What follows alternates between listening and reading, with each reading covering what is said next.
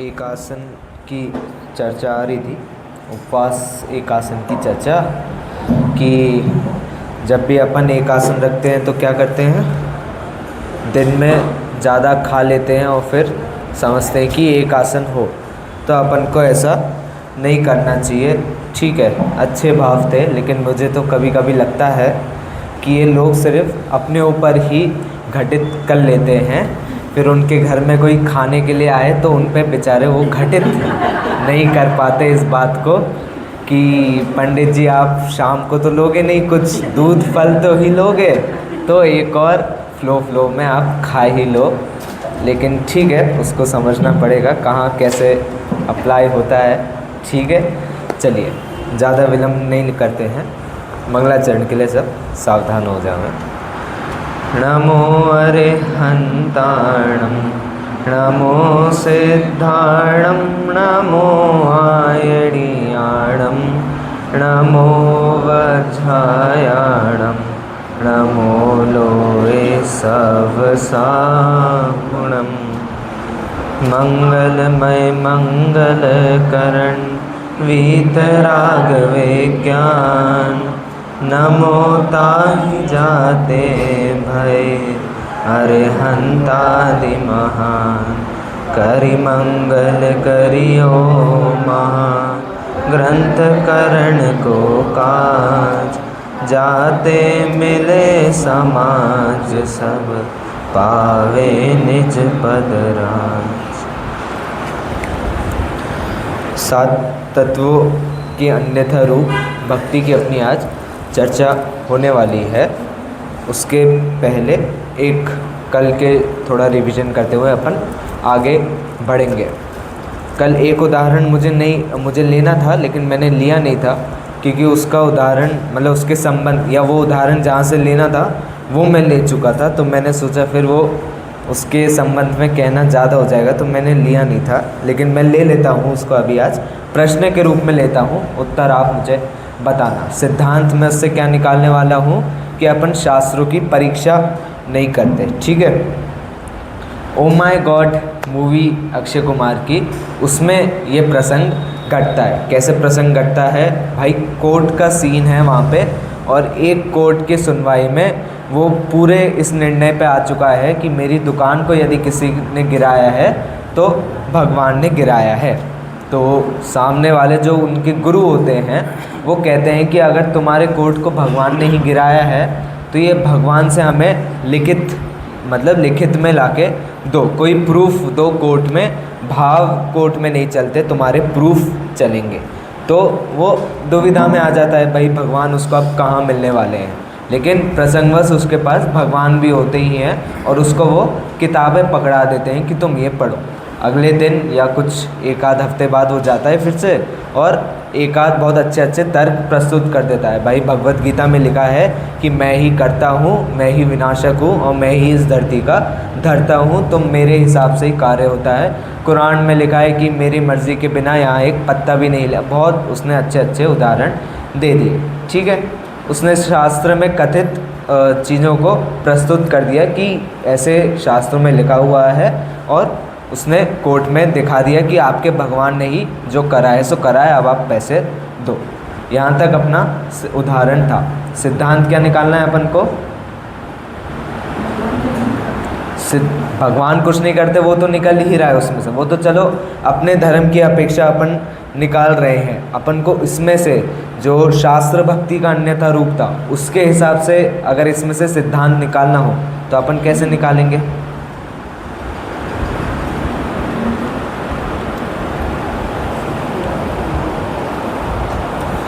उसने जो भी पढ़ा वहाँ पर, उसने उसकी किसी भी चीज़ की परीक्षा नहीं करी। वहाँ भी एक अपेक्षा ही कथन लिखा हुआ है कि भगवान हर एक चीज़ के कर्ता धर्ता है। वहाँ तक कि उनके लोगों ने भी उस बात की, उनके भक्तों ने भी उसकी परीक्षा नहीं करी। भाई अगर उनके भक्त इतना ही सोच लेते कि मेरे भगवान कर्ता धर्ता हैं, तो फिर मैं अपने भगवान को कुछ चढ़ाऊँ ही क्यों? मैं ऐसे ही उनको रहने देता हूँ, उन्हें जो करना है वो कर लेंगे, क्योंकि मैं पूजन नहीं करूँ तो भी वो कुछ करेंगे, मैं पूजन कर रहा हूँ तो भी वो कुछ करेंगे। बात ये भी बनती है भाई मैं ज़्यादा क्यों करूँ, मैं कम ही कर लेता हूँ, या मैं इतना व्यापार में ही क्यों लगा हूँ, मैं भगवान को ही दिन भर अर्घ देते रहता हूँ, वही मेरा सब कुछ देख लेंगे। अगर इतनी ही तर्क बुद्धि लगा लेते तो आज बहुत से मत अपने आप ही रुक जाते। लेकिन वो परीक्षा नहीं लेना, उसके बारे में विचार ही नहीं करना, क्योंकि विचार करना कष्टदायक होता है। हर एक चीज़ पे विचार करना बहुत मुश्किल होता है ज़िंदगी में। आपकी समस्याओं पे आप विचार करो तो बात ठीक है, अब जिन चीज़ों से आपको तत्काल समस्या नहीं हो रही है उन पे हम क्यों विचार करें। भाई अभी ज़्यादा मीठा खाने से कुछ नहीं हो रहा तो मत विचार करो, चलते रहने दो, फिर आगे जाके जब तकलीफ़ आएगी तब देख लेंगे। मैंने उदाहरण दिया था, कोई प्रसंगवश मैं नहीं कह रहा यहाँ पे, क्योंकि वो आयुर्वेद का उदाहरण से मैं कनेक्ट कर रहा हूँ कि भाई व्यक्ति खाने के संबंध में ही ये सब चीज़ें ज़्यादा करता है। खाना नहीं लेना, व्यायाम ले लो। भाई व्यायाम नहीं करने से अभी तत्काल में तो कुछ हो नहीं रहा, उल्टा व्यायाम करने से भी तत्काल में कुछ नहीं होगा। व्यायाम करने के 3 महीने बाद आपको पता चलेगा आपके शरीर में क्या हो रहा है। तो भाई जब इतना ही नहीं है तो अपन क्यों करें, तो अपन करते ही नहीं है, लेकिन फिर उसके अपन विचार करेंगे, थोड़ा उसके बारे में सोचे समय निकाल के, सो बात बन जाती है और बहुत चीज़ें अपनी निपट जाएंगी, मतलब सुलझ जाएंगी, अपन को इतनी तकलीफ़ नहीं आएगी, इतने शास्त्रों का अध्ययन अपन को नहीं करना पड़ेगा। चलिए सप्त तत्व संबंधी भूल अपन को देखनी है। सप्त तत्व में सबसे पहले जो उनने पॉइंट लिया था वो तत्वार्थ श्रद्धानम सम्यक दर्शनम लिया था। तत्व को समझता है, अर्थ को नहीं समझ पाता, भाव वासन हर एक चीज़ का इसको नहीं होता। ठीक है, अब आगे पॉइंट पे बढ़ते हैं और किताब ज़रा एक बार ले लीजिए, क्योंकि आज रीडिंग का पॉइंट ज़्यादा है, एक्सप्लेन मैं कम ही करूँगा। क्यों? क्योंकि एक तो सिंपल बहुत लिखा है डोडरमल जी ने, और दूसरा ये बहुत ही ज़्यादा प्रचलित विषय है। सप्त तत्व संबंधी भूल बहुत ही ज़्यादा अच्छा विषय और बहुत ही ज़्यादा प्रचलित है। पेज नंबर 225 पे आपको ये विषय नीचे से मिल जाएगा, जहाँ सबसे पहले जीव अजीव तत्व संबंधी भूल की चर्चा करी है। मिल गया सबको, सबने निकाल लिया अच्छे से, मैंने भी निकाल लिया। चलो, जीव अजीव तत्व संबंधी भूल में 4 या 5 बिंदु मुख्य हैं जो उनने ले रखे हैं, वो हर पैराग्राफ के हिसाब से डिवाइडेड है। जैसे पहला है, बहुत जानता है लेकिन प्रयोजन वाली चीज़ें नहीं जानता। मतलब अगर इससे मैंने पूछा कि जीव क्या होता है, तो जीव की परिभाषा बताएगा, जीव कहाँ रहते हैं ये बताएगा, जीव का गुणस्थान बता देगा, मार्गण स्थान बता देगा, सत संख्या क्षेत्र सब बता देगा, आधार भी दे देगा जहाँ से बता रहा है। मतलब मैंने इससे बोला कि धवला बोल मुझे, तो वो धवला बोलना चालू कर देगा। लेकिन जीव से अध्यात्म कैसे निकालना है वो इस चीज़ को नहीं कर पाएगा। मतलब बहुत ज़्यादा ज्ञान आ गया है इस पर, बहुत पढ़ता है, लेकिन मूल जो अध्यात्म का ज्ञान है या जीव से भेद विज्ञान कैसे निकल रहा है इस चीज़ को नहीं समझ पाता। कर्मों से भेद विज्ञान का सिद्धांत कैसे निकलता है इसको नहीं जानता। जैसे उदाहरण, भारत के प्रति जिसको बहुत प्रेम हो, ज़रूरी नहीं है उसी व्यक्ति को भारत का बहुत सारा ज्ञान हो। मतलब भारत के प्रति बहुत समर्पण है, आपके सिपाही इत्यादि ले लो, इनको बहुत समर्पण है, लेकिन ज़रूरी नहीं है इन्हें भारत के बारे में सब पता हो। इन्हें भारत का थोड़ा इतिहास पता होगा, किसने किससे जंग लड़ी इतना पता होगा, लेकिन 1000 साल पहले भारत की क्या स्थिति थी इन्हें नहीं पता। भाई भारत के हर रास्ते का नक्शा इन्हें नहीं पता, और इन्हें ज़रूरत भी नहीं है, क्योंकि श्रद्धांत तो अपने आप में दिख ही रही है। उसी तरह आत्मा का कितना ज्ञान कर रहे हो आप, इसकी कोई आवश्यकता या उसमें इतनी आवश्यकता नहीं पड़ती। मूल आपको ज्ञान हो गया, आपका आत्मश्रद्धान हो गया, तो वहाँ पे ज्ञान भी इतना कार्यकारी नहीं है। भाई बिना कर्म के, बिना सत संख्या क्षेत्र इत्यादि पढ़े भी व्यक्ति को सम्यक दर्शन हो जाता है।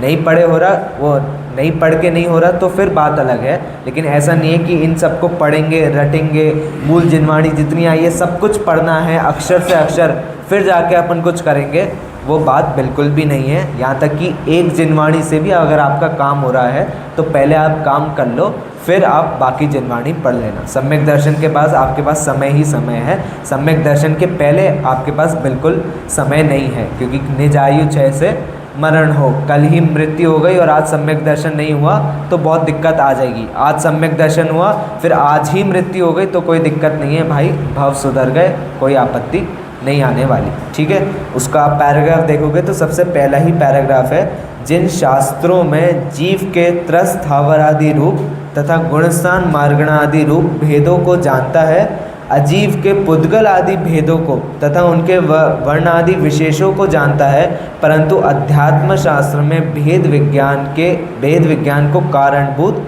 व वीतराग दशा होने को कारणभूत जैसे निरूपण किया है वैसा नहीं जानता। इसमें शुरुआत में आए हैं जिन शास्त्रों में या जिन शास्त्रों से, जिन शास्त्रों मतलब कौन से शास्त्र, कौन से?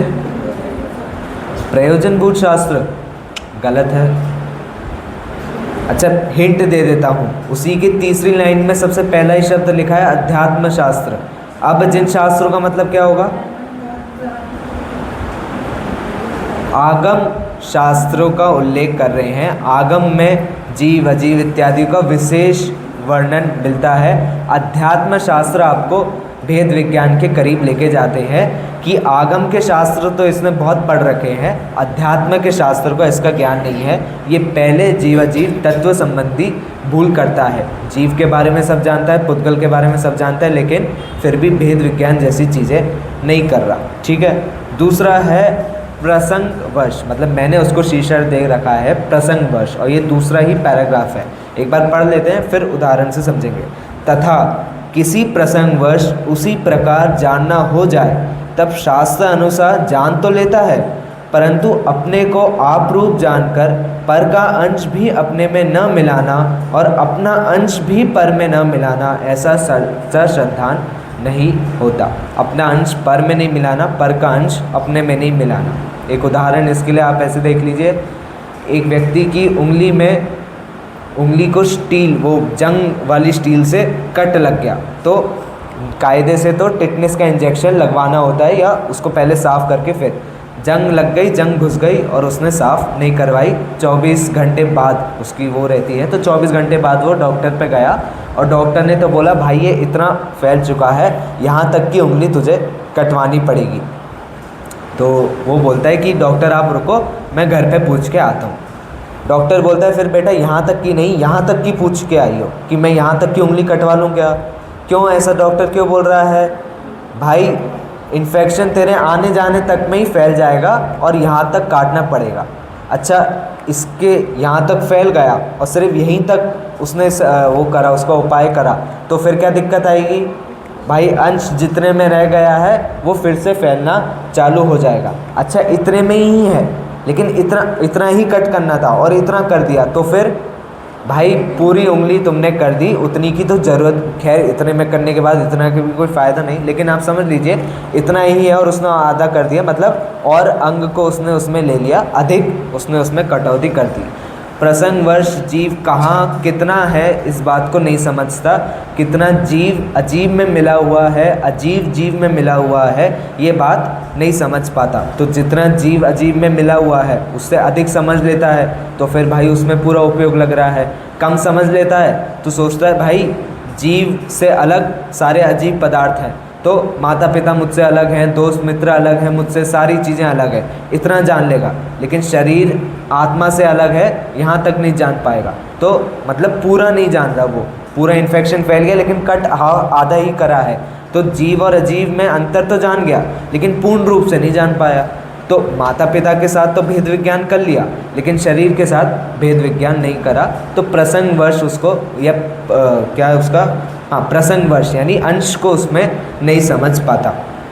बिना पर्याय बुद्धि जानपने में वह वर्णादि में अहम बुद्धि धारण करते हैं, उसी प्रकार ये भी आत्माश्रित ज्ञान आदि में तथा शरीर आदि उपदेश आदि में उपवास आदि क्रियाएं अपनत्व मानता है। उपदेश आदि क्रियाएं अपनत्व मानता है। मैं उपवास रख रहा हूँ, मैं ये तप कर रहा हूँ, मैं ये तप कर रहा हूँ, मैं में जीव आ जाएगा, तो जीव अजीव तत्व संबंधी आपकी भूल आ गई। फिर तीसरे में उठा देते हैं अन्य मिथ्या दृष्टि। कैसे? तथा कभी शास्त्र अनुसार सच्ची बात भी बताता है, परंतु अंतरंग निर्धार रूप श्रद्धान नहीं है, इसलिए जिस प्रकार मत वाला माता को मानता है, माता को माता भी कहे तो भी सयाना नहीं है, उदाहरण दिया है, उसी प्रकार इसे सम्यक्त्व नहीं कहते। यानी जैसा कथन करा है उसने वैसा उपदेश दे दिया, अंतरंग में बिल्कुल नहीं मान पाया उस चीज़ को, सो उसके कथन का भी कोई औचित्य नहीं है। अच्छा, इसमें ये अन्य मिथ्या दृष्टि वाला पॉइंट कहाँ आया है? ये ऊपर वाले पॉइंट के साथ मिक्स है। अगर आप देखोगे अन्य मिथ्या दृष्टि में, अन्य मिथ्या दृष्टि निर्धारण बिना पर्याय बुद्धि से, तो वहाँ से अन्य मिथ्या दृष्टि निकल गया। और ये जो पैराग्राफ पढ़ा इसको मैंने चौथा शीर्षक दिया है कि बात बस बताता है। अब इसमें उदाहरण भी बहुत आ चुके हैं, पहले भी बहुत निकाल चुका हूँ मैं, लेकिन वो फिर से माता पिता और पुत्र से अलग रहने वाले बच्चे को ले लेना। माता पिता से पुत्र अलग रह रहा है लेकिन रोज़ चरण स्पर्श करके जा रहा है, अंतरंग में भावना बिल्कुल नहीं है लेकिन बहिरंग में पूरी क्रियाओं का पालन कर रहा है। ठीक है, वो वहाँ से निकल गई।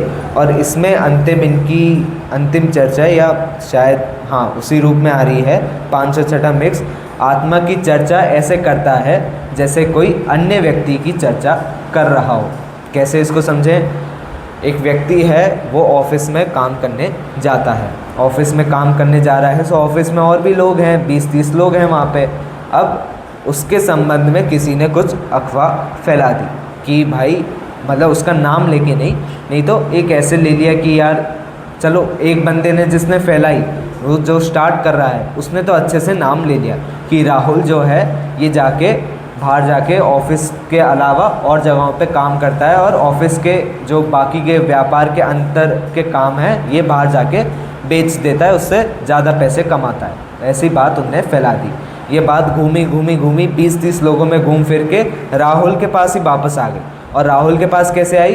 भाई, ऑफिस में कोई एक ऐसा बंदा है जो अंदर की बातें बाहर दूसरे ऑफिस वालों को दे रहा है। मतलब कंपनीज़ में ऐसा होता है ना, बाहर ऑपोजिट कंपनी को दे रहा है, तो अंदर में ही ऐसा बंदा है जो बाहर दूसरी कंपनी में ये बात फैला रहा है। अब राहुल ने सुन ली तो राहुल तो अपने दोस्त को भी बताएगा। तो राहुल ने अपने ऑफिस वाले दोस्त को बोला कि भाई, ऑफिस में कोई ऐसा बंदा है जो अंदर की बात बाहर कर रहा है। तो राहुल का दोस्त क्या बोलेगा, जिसे सब चीज़ पता है? राहुल का दोस्त बोलेगा, भाई ये बात तेरी ही चल रही थी इतने टाइम से, ये तू अपनी ही घटना सुना रहा है, तेरे बारे में अफवाह फैली है। उसी प्रकार ये जो मिथ्या दृष्टि है, शास्त्रों में लिखा है आत्मा अनादि अनंत है, आत्मा ज्ञान रूप है, आत्मा मूर्तिक, सारी मूर्तिक है, सारी चीज़ें लिखी हुई हैं, और कथन ऐसे करेगा जैसे आत्मा कोई और किसी और की बात चल रही है। उल्टा उन्हें ही कह रहे हैं, भाई ये तेरी ही बात चल रही है यहाँ पे, और किसी की बात नहीं चल रही। ये जीव अजीव तत्व संबंधी भूल, आपको इसको देखना है तो इसमें छठा पॉइंट नीचे के पैराग्राफ से ऊपर वाला, तथा जैसे किसी और को और से भिन्न बतलाता हो, उस प्रकार आत्मा और शरीर की भिन्नता प्ररूपित करता है, परंतु मैं इन शरीर आदि से भिन्न हूँ ऐसा भाव भाषित नहीं होता। वो भाव भाषित वाली बात ये सारे तत्वों में आपको एक ना एक बार पढ़ने मिल जाएगी। मतलब ये पॉइंट हर एक उसमें घटित होगा। और नीचे में पुद्गल आदि का निमित्त लिया है, पुद्गल और निमित्त और पुद्गल की चर्चा लिए है। भाई, शरीर के निमित्त से आत्मा को कुछ हो रहा है, या शरीर के निमित्त से कुछ कार्य हो रहा है तो इसे अपना ही कार्य मान रहा है। आत्मा के निमित्त से कुछ कार्य हो रहा है तो इसे शरीर का मान रहा है। जैसे उदाहरण देख लीजिए, दाग चेहरे पर है, आईने के सामने गया और पोंछ आईने को रहा है, समझ नहीं पा रहा कि दाग कहाँ पर है। पढ़े, तथा पर्याय में जीव पुद्गल के परस्पर निमित्त से अनेक क्रियाएं होती हैं। पर्याय से अनेक क्रियाएं हैं, उन्हें दोनों द्रव्यों के मिलाप से उत्पन्न हुई जानता है। यह जीव की क्रिया है, उसको पुद्गल निमित्त है, यह पुद्गल की क्रिया है, उसको जीव निमित्त है। ऐसा भिन्न भिन्न भाव भाषित नहीं होता। उसकी भाव भाषना निमित्त नैमित्तिक मतलब ज्ञान को नहीं समझ पाता। जबकि निमित्त नैमित्तिक तो बहुत मतलब सरल विषय भी है, लेकिन एक तरीके से उस पर कर्म के जब आप वो सिद्धांत मिलवा देते हो, कौन सा, क्रमबद्ध पर्याय का सिद्धांत, तब थोड़ा कन्फ्यूजन आता है। नहीं तो निमित्त नैमित्तिक संबंध बहुत सरल होते हैं समझना, उनमें कोई इतना नहीं है। ठीक है, अपना जीव अजीव का तत्व, जीव अजीव अन्य तत्व का कथन यहाँ खत्म होता है। फिर बात उठती है अपनी आश्रव तत्व संबंधी भूल की, कि आश्रव तत्व संबंधी भूल क्या है। अब आश्रव तत्व संबंधी भूल क्या है, उसके पहले एक उदाहरण आप सुन लीजिए, फिर सिद्धांत भी बहुत सरल निकल जाएगा। किसी के घर में बहुत सारे चूहे हो रखे हैं। चूहे आते हैं और चले जाते हैं, अनाज बिगाड़ जाते हैं, खाना यहाँ वहाँ अस्त व्यस्त, चूहे बहुत चीज़ें खा भी जाते हैं, मतलब वो कार्डबोर्ड की कोई चीज़ें हैं दीवार पे कुतर जाते हैं, सो कुतर के आते हैं और चले जाते हैं, मतलब घर में भी नहीं रुक रहे। तो उपाय घर में नहीं कर सकते, दवाई वगैरह नहीं ला पा रहे, तो बिल्ली को भगाने के लिए आपने चूहे को भगाने के लिए आप बिल्ली घर में ले आए। अब बिल्ली आ गई तो चूहे तो भाग गए, लेकिन वो बिल्ली अब आपकी अलग परेशानी बन चुकी है। भाई उस बिल्ली को आपको खाना खिलाना है, वो बिल्ली कभी भी दूध झूठा कर देती है, उस बिल्ली की गंध सब जगह फैल जाती है, उसके बाल निकल जाते तो यहाँ वहाँ हो जाते हैं, तो ये आपके ऊपर अलग समस्या आ गई है। जीव को पाप रूपी कर्म कार्य करने से रोकना था, तो उसको पुण्य रूपी कार्य बताए, अब वो पुण्य कार्य को ही धर्म मान बैठा है। बस इतना ही आश्रव तत्व संबंधी भूल है। एक चीज़ हटाने के लिए हम दूसरी चीज़ लेकर आए थे, अब तुम दूसरी चीज़ को ही पकड़ के बैठ गए हो, तो अब समस्या है। तुमने बिल्ली को ही पकड़ के रख लिया, अब वो बिल्ली तुम्हारी समस्या है। तुमने पुण्य वाले कार्य को ही पकड़ के रख लिया है, तो अब वो तुम्हारी समस्या या भूल तुम वो कर रहे हो। आश्रव तत्व संबंधी भूल, ये लगभग पूरे आपके इसका सार था। मतलब आश्रव तत्व में क्या चर्चा आने वाली है, ये सार था। इसके लिए एक और उदाहरण है, यहाँ लिख रखा है मैंने, उसको भी मैं बोलूँगा, फिर आपसे पूछूंगा। वो उदाहरण भी अच्छा है, मतलब जानी मानी जगह से उदाहरण लिया है मैंने वो, ठीक है। आश्रव तत्व को एक बार देखते हैं, पहला ही पैराग्राफ आप देखिए। तथा आश्रव तत्व में जो हिंसा आदि रूप पाप आश्रव हैं उन्हें हेय जानता है, अहिंसा आदि रूप पुण्य आश्रव है उन्हें उपादेय मानता है। पाप को तो गलत मान रहा है, बात ठीक है, पुण्य को उपादेय मान बैठा है। उपादेय मतलब ग्रहण करने योग्य मान बैठ चुका है, परंतु ये तो दोनों ही कर्म बंध के कारण हैं। इनमें उपादेय पना मानना वही मिथ्या दृष्टि है, वही समय सार में बंद अधिकार में कहा है। फिर नीचे बंद अधिकार का, उसमें नीचे फिर आपके समय सार पद्यानुवाद जो है वो भी दे रखा है, नीचे ही उसमें उदाहरण दे रखा है, ठीक है, वो भी बात एक ही है। फिर नीचे आप आएंगे इसके भी तीसरे पैराग्राफ में, हिंसा में मारने, हाँ यही वाले में, हिंसा में मारने की बुद्धि हो परंतु उनकी आयु पूर्ण हुए बिना मरता नहीं, ये अपने द्वेष परिणति आप ही पाप बांधता है। हिंसा से जीव को मारने के भाव आ रहे हैं, लेकिन ये नहीं समझ रहा कि आयु तो निज कर्म से ही क्षय हो रही है। मतलब जब आयु क्षय खत्म हो रहा है, आयु नाम कर्म बंद खत्म होने वाला है उसका, तभी उसकी मृत्यु होगी, तुम्हारे हाथों से कुछ नहीं होने वाला। अहिंसा में रक्षा करने की बुद्धि हो परंतु उसकी आयु अवशेष हुए बिना वह जीता नहीं है, यह अपनी प्रशस्त राग परिणति से आप ही पुण्य बांधता है। मतलब रक्षा करने का भाव बहुत तीव्र है किसी व्यक्ति को, लेकिन ये नहीं समझ पा रहा कि आयु अगर नहीं बढ़नी लिखी होगी तो मृत्यु तो अपने आप हो ही जाएगी। इसके लिए सबसे प्रसिद्ध उदाहरण हमेशा ही लगभग हर एक व्यक्ति इसको यूज़ करता है जब भी कोई प्रवचन करे, किसका, अरे वो व्यक्ति जो गाता था बहुत यार, माइकल जैक्सन। क्या कर रहे हो, मैं सो रहा हूँ कि आप सो रहे हो? माइकल जैक्सन का उदाहरण इसमें बहुत आता है। उसने दुनिया के सारे डॉक्टर्स अपने पास बुला के रखे थे भाई, 5-6 डॉक्टर हर एक बीमारी के लिए पास थे उसके, कुछ आसपास घूमते थे, कुछ के कांटेक्ट उसके पास थे, हर एक चीज़ की दवाई थी उसके पास। अब शरीर की जब एज बढ़ती है तो कुछ चीज़ें वो कम ग्रहण करता है, तो उसके लिए उसने दवाई लेना चालू करी थी। उसको नींद कम आती थी तो नींद की गोली थी उसके पास, विटामिन्स उसके बॉडी में कम थे तो उसकी भी दवाई थी उसके पास, और हर एक चीज़ के लिए डॉक्टर था। लेकिन जितनी जल्दी हो सका उतनी जल्दी वो मतलब मर गया, ख़त्म हो गया। तो फिर निज आयु क्षय से मरण हो, ये बात नहीं समझ पाता और अपने आप की रक्षा करने का भाव निरंतर भाते रहता है, ठीक है।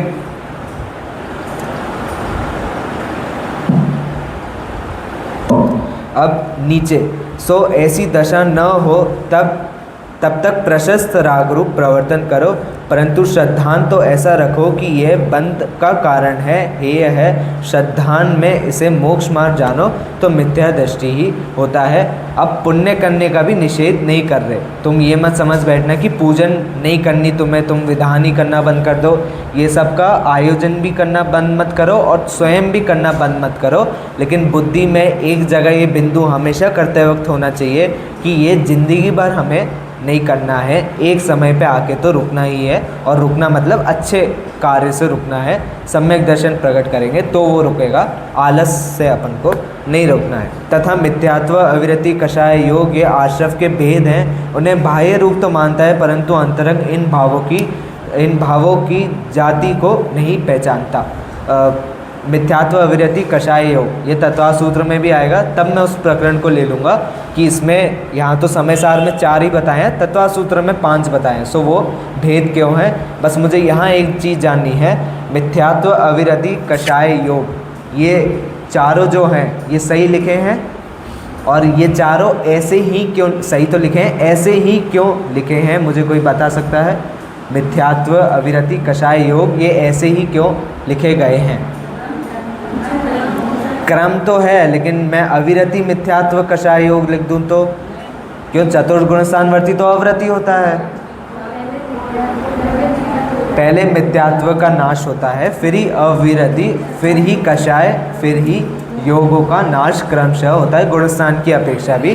तो पहले मिथ्यात्व का नाश, फिर अविरति, फिर कषाय, ठीक है, क्रम से नाश हो रहा है। और अच्छा, एक कथन ये भी मिलता है कि सबका नाश हो रहा है, लेकिन वो बात अलग है। अगर वो मैंने बोल दिया आपको कि सबका नाश कैसे होता है, कैसे होता है ये भी बता दिया, तो मेरा जो सुबह अर्घ्यावली वाला प्रश्न है ना, उसका उत्तर मैं बिन बोले दे दूंगा, तो फिर वो मैं नहीं कर रहा हूँ, वो उसका उत्तर तो आप ही ढूंढे।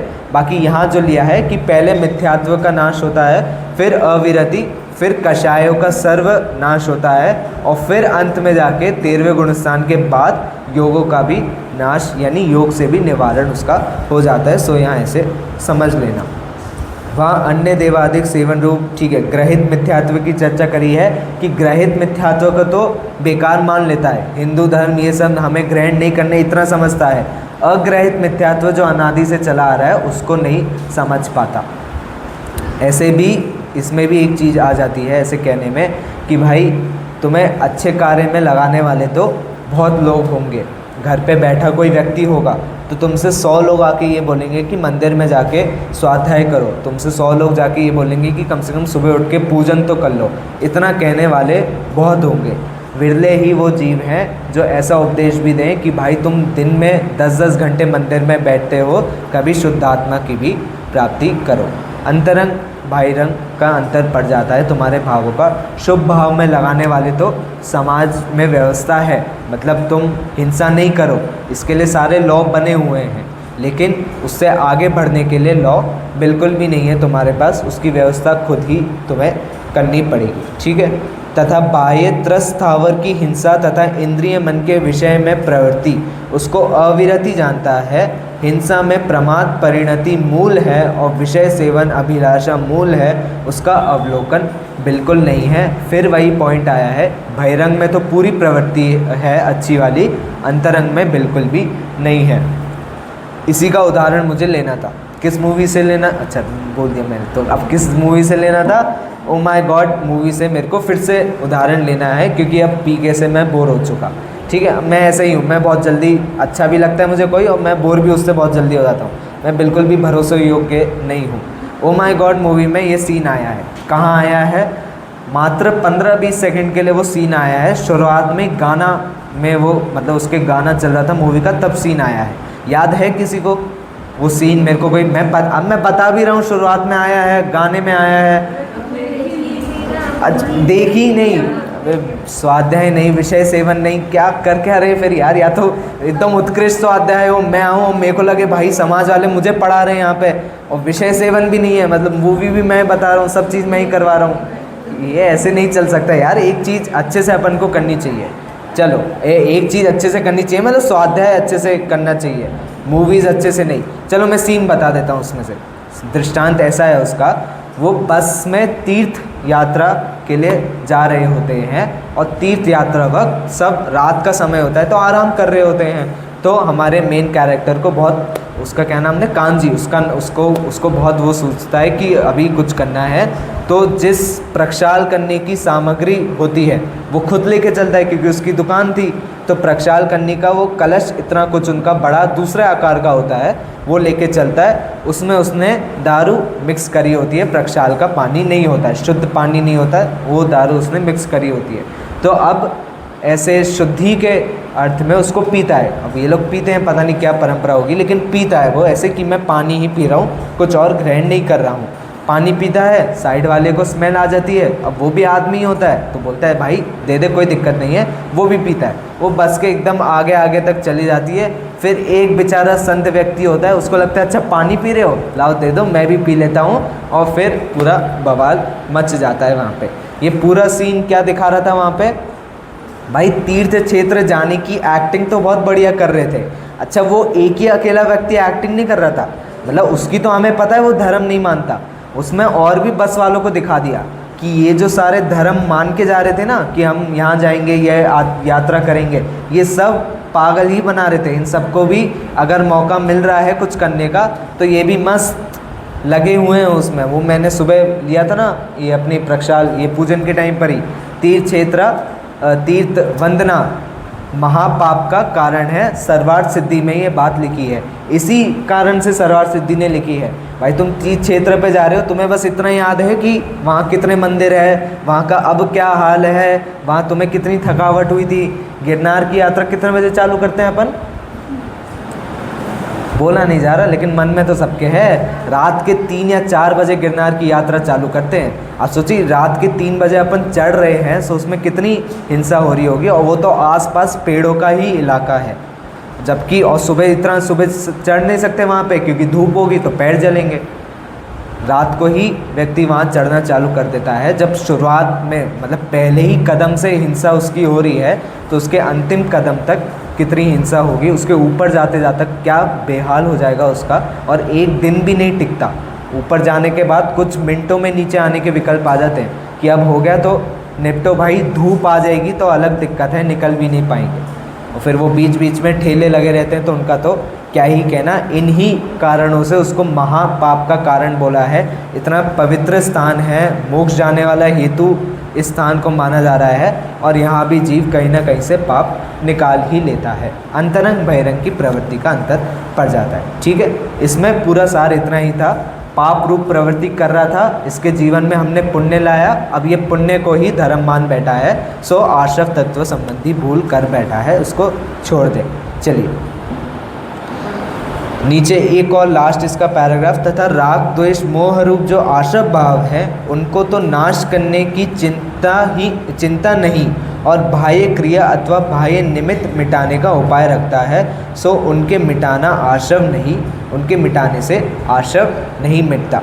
ये बाह्य क्रिया अथवा बाह्य निमित्त मिटाने का क्या है, इसका मतलब क्या होता है, बाह्य क्रिया मिटाने का रखता है उपाय, मतलब तुरंत ही उपदेश सुनने के बाद सोचता है मैं कल से कोई भी तप नहीं रखूँगा, मैं कल से पूजन में भी कम आने लग जाऊँगा, मैं कल से भक्ति भी कम कर दूँगा, मैं सब चीज़ कम कर दूँगा। सो बाह्य निमित्त मिटाने के कारण काम कर रहा है, जबकि बाह्य में बिल्कुल भी गलती नहीं है। कम से कम तप रखने के बहाने तू कुछ अच्छा तो कर रहा था, हिंसा तो कम कर रहा था, इतना तो हो रहा था तुझसे, अब तू वो भी नहीं रख रहा, सो तेरा बिल्कुल भी उसमें उपयोग नहीं लग सकता। इनको बहुत सेंसिटिवली इनको लेना पड़ेगा, बहुत समझ के। अगर सिर्फ इतना ले लिया कि हर क्रिया के पीछे आपके धर्म मूल है, ये है वो है, एक देश ही इसको ग्रहण कर लिया आपने पूरी रूप से, तो 10 लक्षण में जितनी शुद्धि हम मेंटेन करते हैं ना, वो पूरी की पूरी छूट जाएगी। एक परंपरा, एक जनरेशन ही नहीं लगेगी उसको, वो पूरी मिट जाएगी। 10 लक्षण में बाहर का नहीं खाते, चले जाएगा। 10 लक्षण में बाल नहीं कटवाते, नाखून नहीं काटते, चले जाएगा। 10 लक्षण में सज धज के मंदिर नहीं आते, सज धजते ही नहीं है दिन भर, चले जाएगा। ये सारी चीज़ें भाई क्यों कर रहे थे, परंपरा से क्यों आई थी, एक कारण से परंपरा में आई थी। भाई व्यक्ति महीने महीने सालों साल इनके बारे में ही सोचता है। बाल कटवाते वक्त 100 बार तो ये सोचेगा कि भाई कैसे कटवाएं तो अच्छे लगेंगे, ऐसे सोचता है। अब 10 लक्षण में 10 दिन भी तुझसे काम नहीं करे जा रहे, और बहाना क्या ले रहा है, भाई ये तप नहीं होते तो हम नहीं करेंगे, हमें सम्यक दर्शन नहीं है तो हम ये तप नहीं करेंगे।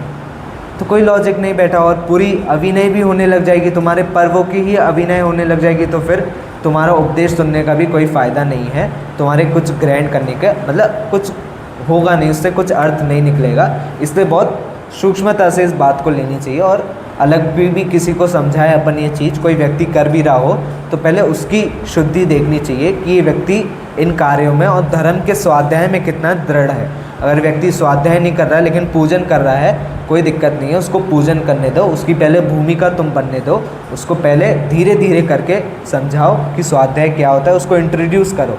एक साथ उसको एक ही रात में मत बोल दो कि भाई पूजन नहीं स्वाध्याय करना चाहिए, वो दोनों काम छोड़ देगा, सब हाल बेहाल हो जाएगा। ठीक है, बंध तत्व अन्यथा रूप अपन देखते हैं। अब बंध तत्व देख के तो थोड़ा बहुत घबराहट आई गई होगी कि बंध तत्व, भाई आगे के पेज आप पलटाओ तो आपको पता चलेगा बंध तत्व क्या है। गुप्ती समिति सब ली है, लेकिन अब जब मेरी सेवा में कसरत नहीं है तो मैं अध्ययन में भी कोई कसरत नहीं छोड़ता। बंध तत्व संबंधी अपन को आज भूल करनी है, फिर निर्जरा अपन कल कर लेंगे, क्योंकि निर्जरा उन्होंने बहुत अच्छे से भी लिखा है, फिर जल्दी जल्दी में अपन से हो भी नहीं पाएगा। ठीक है, बंध तत्व में भविष्य की बात आती है। भविष्य की सबसे पहली लाइन मैं पढ़ देता हूँ, फिर इस पर थोड़ा विस्तार करेंगे। तथा बंध तत्व में जो अशुभ भावों से नरक आदि रूप पाप का बंध हो उसे तो बुरा जानता है, और शुभ भावों से देव आदि रूप पुण्य का बंध हो उसे भला जानता है। भविष्य की बहुत टेंशन होती है, मतलब एकदम फ्यूचर के बारे में व्यक्ति कह रहा है दूरदृष्टि रखो, तो अपन ने अपनी मृत्यु के बाद वाली ही दूरदृष्टि धारण कर ली। कल क्या करना है इसका हिसाब नहीं है, मरने के बाद कहाँ जाना है इसका पूरा अकाउंट होना चाहिए। भाई अपन को देव में जाना है, देव में भी अच्छा मनुष्य कहाँ जा सकता है, 5वें स्वर्ग तक जा सकता है, तो भाई 5वें स्वर्ग तक फिक्स है। नहीं यार वो क्या है, व्यापार में थोड़ी हिंसा बहुत होती है। अच्छा चलो नरक का देखते हैं, नरक में कहाँ तक जा सकता है, भाई नरक में हमें कहाँ तक जाता है ये नहीं देखना, पहले नरक के सबसे छोटा जो होगा ना वो ही देखना है, फिर बात ख़त्म करेंगे। नहीं तो तुम तो ट्राई करो भाई देव का ही अपन का देव में सीट रिजर्वेशन हो जाए तो बात सही होगी, ऐसे सोचने लगता है। और ये भविष्य वाले होते भी ऐसे ही हैं भाई।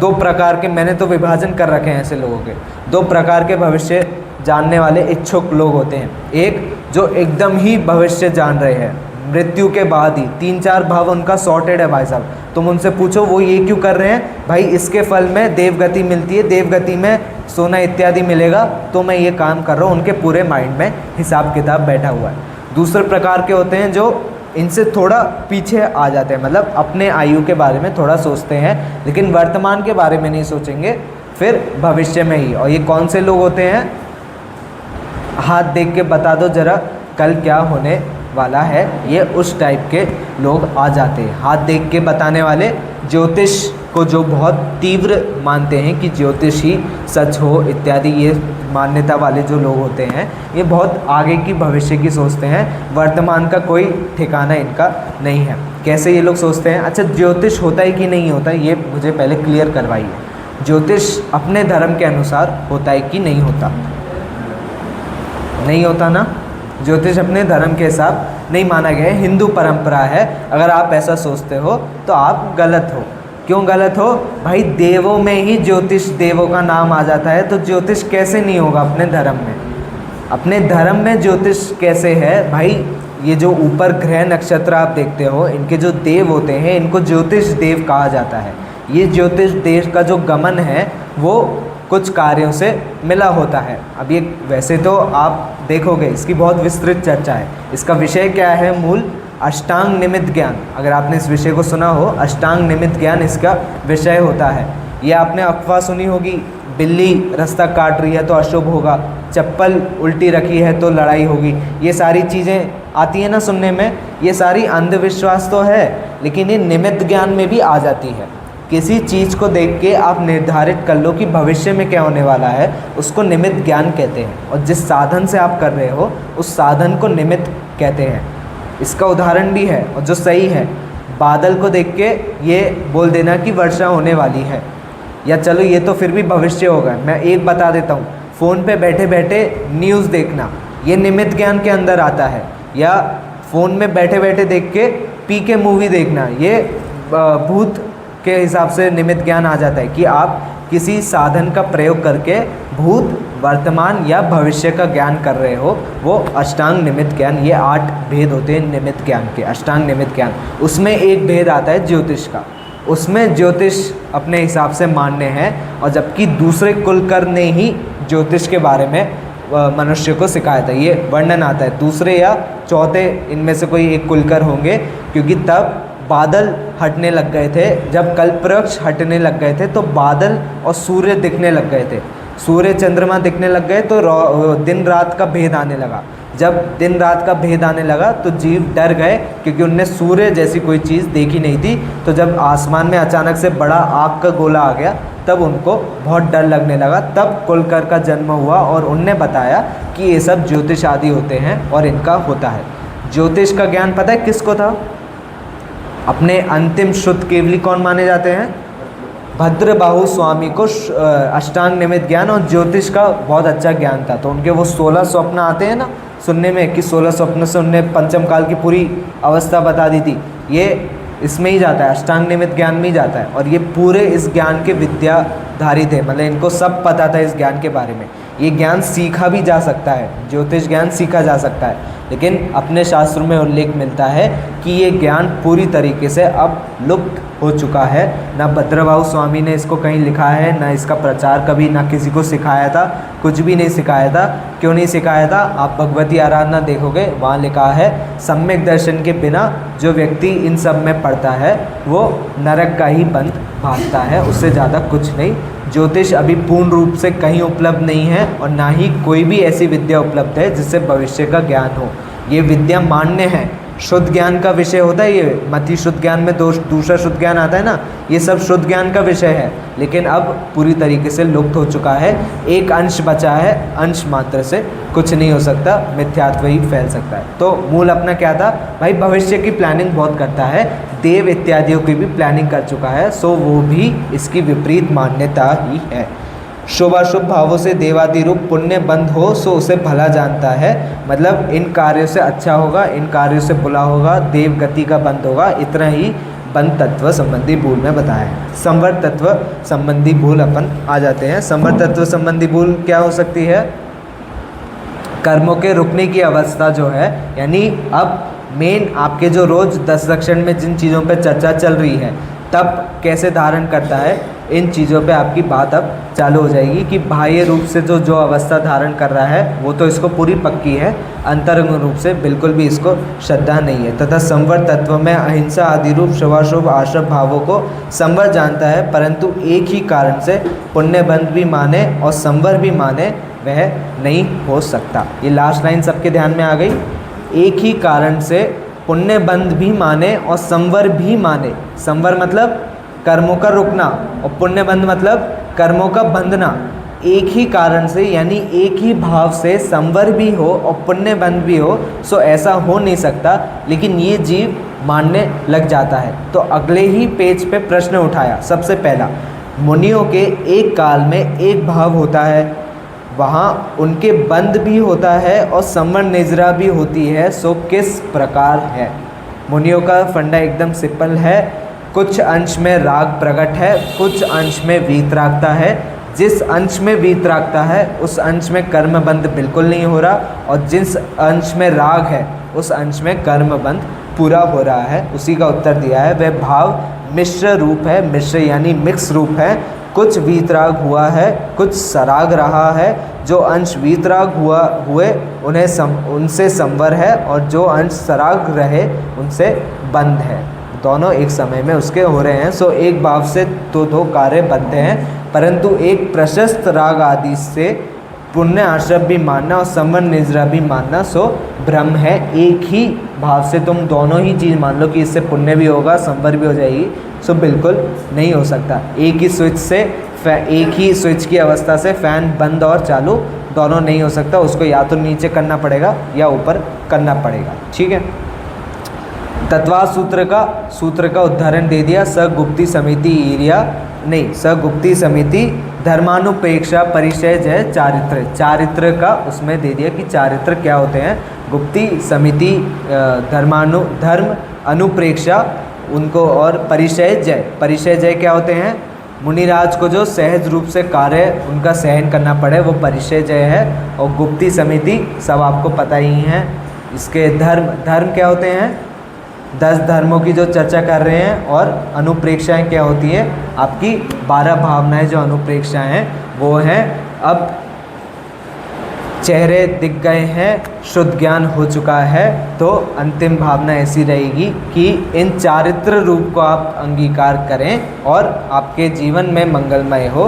इनकी चर्चा भी मैं बहुत विस्तृत रूप से बिल्कुल नहीं लूँगा, कल भी अगर मेरा शाम को है तो मैं विस्तृत रूप से बिल्कुल नहीं लूँगा, क्योंकि ये बहुत सरल हैं। उनमें एक ही भाव है कि अंतरंग में बिल्कुल विशुद्धि नहीं है, लेकिन बाहर में पूरी शुद्धि है। सो बाहर की जितनी चीज़ें हैं सो दिखावा है। आप इस दिखावे यानी इस नाटक से बाहर निकले और जिस नाटक में जो पात्र को निभा रहे हैं यानी शुद्धात्मा बनने की जो एक्टिंग चल रही है, उसको एक्टिंग ही ना करें, शुद्धात्मा ही बन जाए सीधे सीधा। इसी मंगल भावना से आज की बात को विराम देते हैं।